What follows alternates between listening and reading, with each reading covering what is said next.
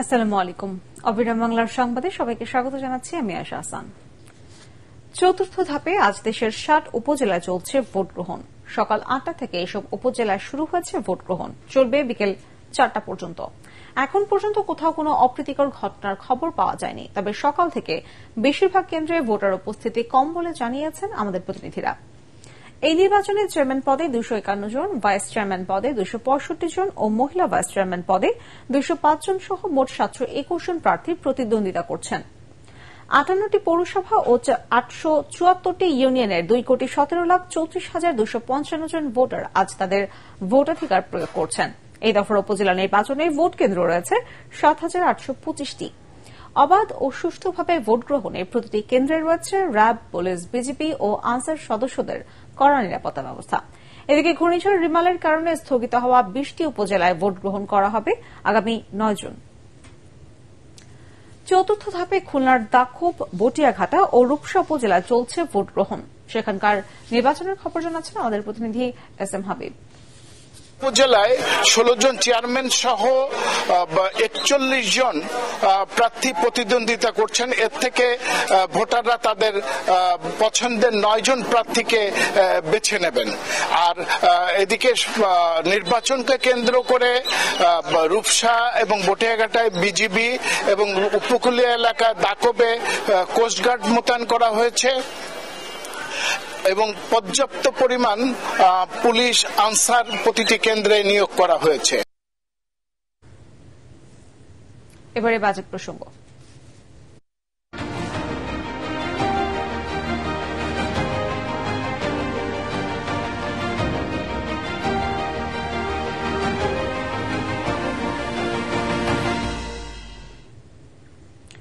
দ্বাদশ জাতীয় সংসদের বাজেট অধিবেশন ও ২০২৪ সালের তৃতীয় অধিবেশন বসছে আজ। স্পিকার ড শিরিন শারমিন চৌধুরীর সভাপতিত্বে বিকেল ৫টায় অধিবেশন শুরু হবে। আগামীকাল অর্থমন্ত্রী আবুল হাসান মাহমুদ আলীর ২০২৪-২৫ অর্থ বছরের জাতীয় বাজেট পেশ করবেন। এই বাজেট অধিবেশন হবে দ্বাদশ জাতীয় সংসদের তৃতীয় অধিবেশন আর বর্তমান সরকারের প্রথম বাজেট। ২০২৪ সালের ৭ জানুয়ারি জাতীয় নির্বাচনের মাধ্যমে টানা চতুর্থ মেয়াদে এই সরকার ক্ষমতায় আসে। প্রস্তাবিত বাজেটের আকার হবে প্রায় ৮ লাখ কোটি টাকা। ক্রমবর্ধমান মূল্যস্ফীতি নিয়ন্ত্রণ করা বাজেটে সর্বোচ্চ অগ্রাধিকার পাওয়ার সম্ভাবনা রয়েছে। চলতি অর্থ বছরের বাজেট হবে দেশের ৫৩তম এবং আওয়ামী লীগ সরকারের ৬ মেয়াদে ২৫তম বাজেট। উচ্চ মূল্যস্ফীতি এবং অর্থনৈতিক সংকট পরিস্থিতিতে ২০২৪-২৫ অর্থ বছরের ৭,৯৬,৯০০ কোটি টাকার বাজেট ঘোষণা করতে যাচ্ছেন অর্থমন্ত্রী আবুল হাসান মাহমুদ আলী। রাজস্ব আয়ের লক্ষ্যমাত্রা ৫,৪০,০০০ কোটি টাকা, বাকি ২,৫৭,০০০ কোটি টাকা নেওয়া হবে ঋণ। পরিমাণ বাড়লেও আইএমএফ এর শর্ত মেনে বাজেট ব্যবস্থাপনায় কমছে জ্বালানি খাতের ভর্তুকি। মন্দা অর্থনীতির বাজেটে করের আওতা, আবগারি শুল্ক ও কালো টাকা সাদা করার সুযোগ আসতে পারে। শারফুল আলমের রিপোর্টে বিস্তারিত। নিত্য প্রয়োজনীয় পণ্যের চড়া দামের মধ্যেই আসছে ২০২৪-২৫ অর্থ বছরের বাজেট। অর্থমন্ত্রী আবুল হাসান মাহমুদ আলীর প্রথম বাজেট বক্তব্যের শিরোনাম সুখী, সমৃদ্ধ, উন্নত ও স্মার্ট বাংলাদেশ বিনির্মাণে অঙ্গীকার। নতুন বাজেটে ৫,৪০,০০০ কোটি টাকার রাজস্ব আয়ের মধ্যে এনবিআরকে ৪,৮০,০০০ কোটি টাকা আদায় করতে হবে। আইএমএফ এর ঋণের শর্ত মেনে আগামী বাজেটে কর অব্যাহতি, শুল্ক, কর ছাড় কমিয়ে বাড়তি ১৫,০০০ কোটি টাকা আয়ের পরিকল্পনা এনবিআর এর। বাজেট ঘোষণায় ১৫% কর দিয়ে কালো টাকা ব্যবহারের সুযোগ পাচ্ছেন বিনিয়োগকারীরা। অর্থ পাচার বন্ধে ফার্নেস তেল, লুব্রিকেন্টে ট্যারিফ মূল্য দ্বিগুণ হতে পারে। পুঁজিবাজারে ৪০ লাখ টাকার বেশি আয়ে ক্যাপিটাল গেইনে করহার হতে পারে ১৫%। কমিউনিটি সেন্টারের ভাড়া সহ বেশ কয়েকটি সেবায় রিটার্ন জমা দেওয়ার সনদ প্রদান বাধ্যতামূলক হতে পারে। এমএসএমইদের জন্য আসলে আমরা মনে করি একটা সহজ কর কাঠামো খুব জরুরি দরকার। এনবিআর কিন্তু ২০২০ সাল থেকে অনেকগুলো অটোমেশন প্রজেক্ট চালু করতে, অটোমেশন প্রজেক্টগুলোতে যদি কাটছাট না করা হয় তাহলে খুব ভালো হবে। বিশেষ করে কর ফাঁকি দেওয়া, যে সমস্ত জায়গায় কর দীর্ঘদিন যাবৎ কর সুবিধা দেওয়া হয়েছে কিন্তু খুব বেশি সেখান থেকে উপকার পাওয়া যায়নি, সেগুলোকে পুনর্মূল্যায়ন করা, রাজস্ব ব্যয় কমিয়ে দিয়ে রাজস্ব আদায় বৃদ্ধি করা, সেটা একটা গুরুত্বপূর্ণ দিক। বাড়ছে না করমুক্ত আয়ের সীমা। ব্যাংক জমায় ১ লাখ টাকা পর্যন্ত শুল্ক না থাকলেও ৫ লাখ টাকা স্থিতিতে ৫০ টাকা বাড়িয়ে আবগারি শুল্ক ২০০ টাকা হতে পারে। পরবর্তী ধাপে স্তর কমিয়ে বাড়ানো হতে পারে আবগারি শুল্কের পরিমাণও।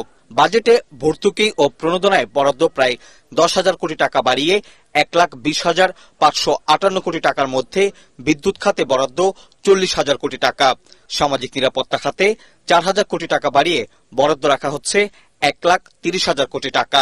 এই মূল্যস্ফীতির কারণে মধ্যবিত্ত শুদ্ধ আমাদের সামাজিক সুরক্ষার মধ্যে পড়ে গেছেন এবং সামাজিক সুরক্ষা তাদের পাওয়া উচিত। নতুন বড় প্রকল্প তারা নেবে না।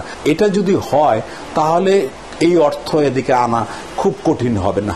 বাজেট ঘাটতি মেটাতে দেশি বিদেশি বিভিন্ন উৎস থেকে 2,57,000 কোটি টাকা ঋণ নিচ্ছে সরকার। 1 লাখ কোটি টাকার বিদেশি ঋণ, বাকি 1,57,000 কোটি টাকা ব্যাংক ও অন্যান্য উৎস থেকে নিতে চায় সরকার। আসছে অর্থ বছরে গড়ে মূল্যস্ফীতি 6.5% ও জিডিপি প্রবৃদ্ধির লক্ষ্যমাত্রা ধরা হচ্ছে 6.75%। নানামুখী আর্থিক সংকটের মধ্যে নতুন সরকারের প্রথম বাজেট দিতে যাচ্ছেন অর্থমন্ত্রী। এবারের বাজেটে যাতে সাধারণ মানুষের কষ্ট অনেকটা লাঘব হয় সেই দিকে দিক নির্দেশনা দেওয়ার পরামর্শ দিয়েছেন অর্থনীতিবিদরা।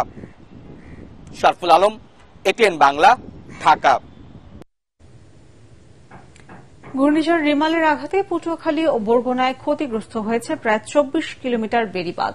এতে ভোগান্তিতে পড়েছেন 2 জেলার কয়েক লাখ মানুষ। বাড়িঘর হারিয়ে মানবেতর জীবনযাপন করছেন উপকূলের এসব মানুষ। দুর্গত এলাকা ঘুরে আপেল মাহমুদের সিরিজ রিপোর্ট, ছবি তুলেছেন হাসিবুল হাসান। গড়দর থাকতে পারিনি, আইয়ে রয়েছে এই ঘর মানে গড়দর কাজ ধুই মনে সব টাস করে গেছে। ও ঘরে থাকতে পারিনি, টিন সব লই গেছে নদীতে, টিন উড়ে সব নদী টিন গেছে।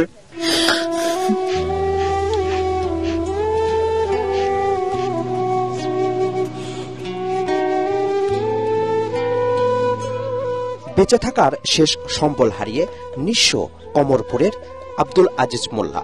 পটুয়াখালীর কলাপাড়ার উপকূলীয় এই এলাকায় রাতে ঘুমানোর জায়গাটুকু কেড়ে নিয়েছে ঘূর্ণিঝড় রিমাল। বঙ্গোপসাগর ঘেঁষা ফাতরার বনের দিকে উদাস মনে হিসাব মেলাতে ব্যস্ত এ জেলে। একই পরিস্থিতির শিকার খাপড়াভাঙা নদীর তীরে সিরাজপুর গ্রামের আবু গাজী। ঘরের কাঠামো ছাড়া সবই উড়ে নিয়ে গেছে ঘূর্ণিঝড়। চাঙ্গা পড়ে গেছে, এই আমার গড় নাই, বাড়িও গড় নাই, চারটা 3টে মেয়ে, একটা ছেলে। ছেলে এফেক্ট করা, ব্রেনকে এফেক্ট করা, দারুণ এফেক্ট করা। এই নিয়ে আমি খাইলে আমার আর কোনো কিছু না, আমি একটু সাহায্য চাই। এবারের ঝড়ে সবচেয়ে বেশি ক্ষতিগ্রস্ত হয়েছে পুকুর, মাছের ঘের, বন এবং আধা পাকা ও কাঁচা বাড়ি ঘর। বন্যা নিয়ন্ত্রণ বেড়িবাঁধ ভেঙে যাওয়ায় মানবেতর দিন কাটাচ্ছেন গলাচিপা, কলাপাড়া, রাঙাবালির উপকূলবাসী।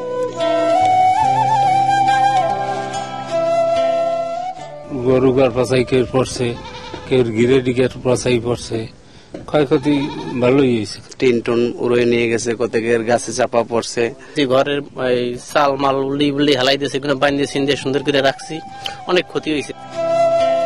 বরগুনা সদর উপজেলার আইলা পাতাকাটা, বালিয়াতলি ও বদরখালী ইউনিয়নেও বাঁধ ভাঙনে মানবতার জীবনযাপন করছেন উপকূলের মানুষ।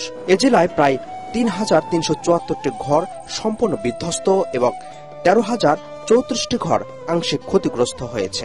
আশা করি যে ভালো একটা যে মানুষজন তাদের ক্ষতি গ্যাপটা পূরণ করে আসতে পারে, সেজন্য আমাদের সার্বিক সহযোগিতা যেভাবে পারি আমরা তাদেরকে দিয়ে যাব। বরগুনা ও পটুয়াখালীর যেসব স্থানে বাঁধ ভেঙে পানি প্রবেশ করেছে সেসব স্থানে দ্রুত সংস্কারের উদ্যোগ নিচ্ছে পানি উন্নয়ন বোর্ড। একদিকে সংস্কারের অভাব, আরেকদিকে ব্লকের পরিবর্তে বালুর বস্তা ফেলে বাঁধ নির্মাণ করা হচ্ছে। এতে প্রায়ই প্রাকৃতিক দুর্যোগে উপকূলবাসীর লক্ষাধিক মানুষের জীবন হুমকির মুখে পড়ছে। তাই এলাকাবাসীর দাবি দ্রুত এ সমস্যার সমাধানে সরকারকে সঠিক পরিকল্পনার। আন্ধার মানিক নদীর পাড় থেকে আপেল মাহমুদ, এটিএন বাংলা, কলাপাড়া, পটুয়াখালী। মেহেরপুরের বিভিন্ন সড়ক ও ফসলি জমিতে মিলছে ক্ষতিকর পার্থেনিয়াম। বিশেষজ্ঞরা বলছেন এই আগাছা কমিয়ে দিতে পারে ফসলের ফলন। মেহেরপুরের প্রতিনিধির পাঠানো তথ্যচিত্রে ডেস্ক রিপোর্ট। কৃষির নীরব ঘাতক নামে পরিচিত পার্থেনিয়াম, এর বৈজ্ঞানিক নাম পার্থেনিয়াম হাইড্রোফোরাস। ভয়ঙ্কর এই আগাছাটি ইতোমধ্যে ভয় ধরিয়ে দিয়েছে বিশ্বব্যাপী। একটি আগাছা থেকে 10 থেকে 15,000 বীজ হয়। কয়েক বছর আগে মেহেরপুরের বিভিন্ন সড়কে এর অস্তিত্ব দেখা গেলেও এখন তা ছড়িয়ে পড়ছে কৃষি জমিতে। রাস্তাঘাট বোঝা হয়ে গেছে, এতে তাতে ফসলের ক্ষতি হয়। এর কোনো মেডিসিন যে বাংলাদেশ সরকার বা কোনো অফিসার কি কোনো অফিসার কৃষি অফিসার এসে কোন বলেনি যে এই জিনিসটা সরিয়ে দেন। এদিকে নানা উপায়ে মানুষের সংস্পর্শে আসছে ক্ষতিকর এই গুল্ম জাতীয় গাছটি। অনেকে না জেনেই পড়ছেন এর দীর্ঘমেয়াদী বিষক্রিয়ায়। মানুষের গায়ে ঠেকলে গাছ উল্কায়, গাছ জ্বলে। পলিনগুলো কিন্তু আমাদের ভিতরে চলে আসে নাকের ভিতরে বা বায়ুমণ্ডলে একটা ভাসমান অবস্থাতে থাকে, সেগুলো কিন্তু আমার শ্বাসের ভিতর দিয়ে আমাদের ফুসফুসে যায় এবং তখনই কিন্তু আমাদের সেখানে ইনফেকশন তৈরি হয়। শুধু ফসলই নয়, মানুষ ও গবাদি পশু পার্থেনিয়ামের সংস্পর্শে এলে অ্যালার্জি, অ্যাজমা, চর্মরোগ, ব্রঙ্কিওলাইটিস সহ ক্যান্সারের মতো নীরব ঘাতক রোগে আক্রান্ত হবার আশঙ্কা রয়েছে। অ্যাক্সিডেন্টে যদি গরুর পেটে যায় তাহলে অনেক সময় পুরো বডিতে তার ডার্মাটাইটিস হয়। তার মানে হচ্ছে পুরো শরীরে জায়গায় জায়গায় গোল গোল হয়ে চাকা হয়ে যায়। যখনই কোনো মানুষ এটার সংস্পর্শে আসে তখনই এখানে একটা তীব্র অ্যালার্জিক রিয়েকশন হয় এবং আরো বিষাক্ত যদি হয় তাহলে সেক্ষেত্রে তীব্র জ্বর, মাথা ব্যথা এবং উচ্চ রক্তচাপের মতো শারীরিক সমস্যা হয়। আগাছাটি নিয়ন্ত্রণে কাজ করছে জেলা কৃষি বিভাগ। বীজ আসার আগে, ফুল আসার আগে যদি বীজ হয়ে যায় তখন এটা ছড়িয়ে পড়বে, বাতাসের মধ্যে ছড়িয়ে মাঠে ঘাটে সব জায়গায় ছড়িয়ে যাবে। আমরা এটা ভেজিটেরিয়ান এবং এই জন্য আমরা তাদেরকে কিছু ডেমো দেখাচ্ছি যে কিভাবে করে মাটিতে পুঁতে ফেলতে হবে, তারপর উপরে আগুনে পুড়িয়ে ফেলতে হবে। কৃষি বিভাগের মতে পার্থেনিয়াম নিধনে প্রয়োজন সমন্বিত উদ্যোগ। Bureau report, ATN Bangla. এবার বিকাশ ঈদ কেনাকাটা সংবাদ।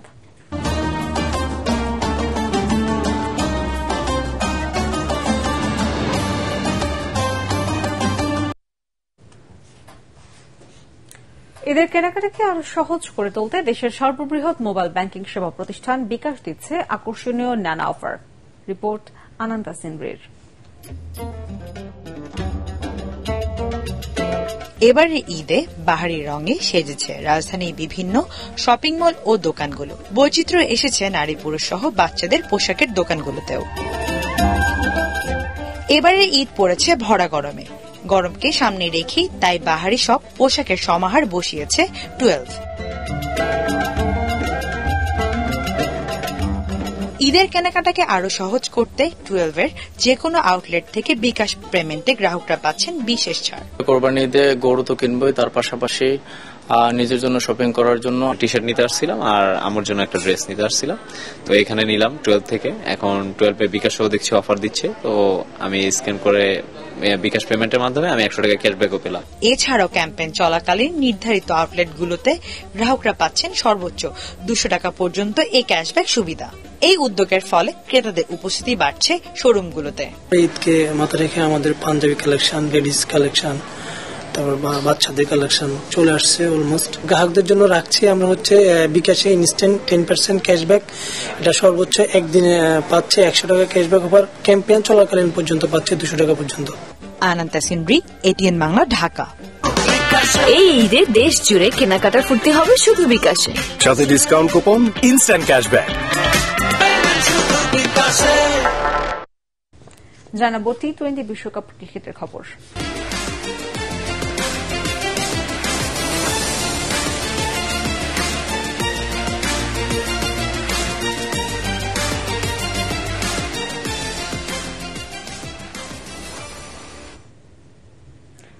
ডালাসে গ্রুপ ডির ম্যাচে নেপালকে হারিয়েছে নেদারল্যান্ডস। টস হেরে ব্যাটিংয়ে নামা নেপাল 10 ওভারের মধ্যে 52 রানে হারায় 4 উইকেট। সেই বিপর্যয়ে আর কাটিয়ে উঠতে পারেনি তারা। অধিনায়ক রোহিত পটেল 35 রানের ইনিংস খেলে কিছুটা প্রতিরোধের চেষ্টা করেছিলেন, তবে টিম প্রিঙ্গল আর ভ্যান বিকের বোলিং তোপে 19 ওভার 2 বলে 106 রানে অল আউট হয় দক্ষিণ এশিয়ার দেশটি। 3টি করে উইকেট নেন 2 বোলার। জবাবে ম্যাক্স ও ডডের 54 রানের ইনিংসে 6 বল হাতে রেখে জয় তুলে নেয় ডাচরা। এবারে পার্টিক্স খেলার খবর।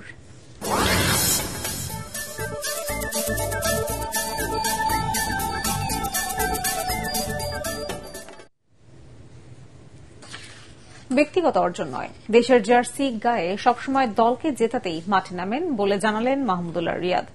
টি-20 বিশ্বকাপ নিয়ে বিসিবি প্রচারিত ধারাবাহিক সাক্ষাৎকারে এমনটাই বললেন তিনি। এস এম আশরাফের রিপোর্টে বিস্তারিত।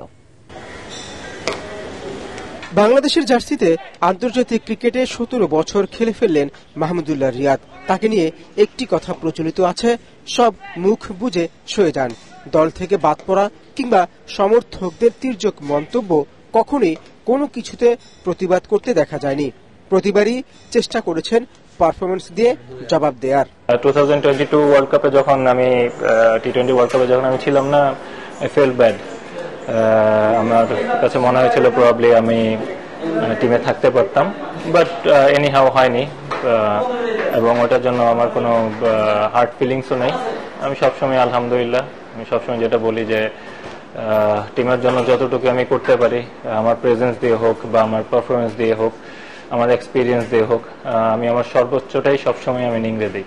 সাক্ষাৎকারে পাকিস্তানের সাইদ আনোয়ার আর ভারতের মহেন্দ্র সিং ধোনির প্রতি ভালো লাগার কথা উল্লেখ করেন মাহমুদুল্লাহ রিয়াদ। সাইদ আনোয়ারের খেলা খুব ভালো লাগতো যখন আস্তে আস্তে খেলা বুঝতে শুরু করেছি। MS ধোনির খেলা খুব ভালো লাগে। I am really a big fan of him, to be honest. ওনার টেম্পারমেন্ট, ওনার কামনেস, অনেক কিছু শিখার বিষয় আছে, তো এই জিনিসগুলো আমার ভালো লাগে। অধিনায়ক নাজমুল হোসেন শান্তকে সময় দিলে ভালো করবে বলে মনে করেন টাইগারদের সাবেক এই অধিনায়ক। We need to give him time এবং সি হাউ হি ডাজ ইনশাআল্লাহ, এবং আই হোপ ওর যে লিডারশিপ কোয়ালিটি আছে ইনশাআল্লাহ বাংলাদেশের জন্য ভালো করবে। আন্তর্জাতিক ক্রিকেটে 10,000 রানের মালিক বলেন ভাগ্য সহায় থাকলে আরো আগেই বাংলাদেশ ট্রফি জিততে পারত। SM Ashraf, ATN Bangla.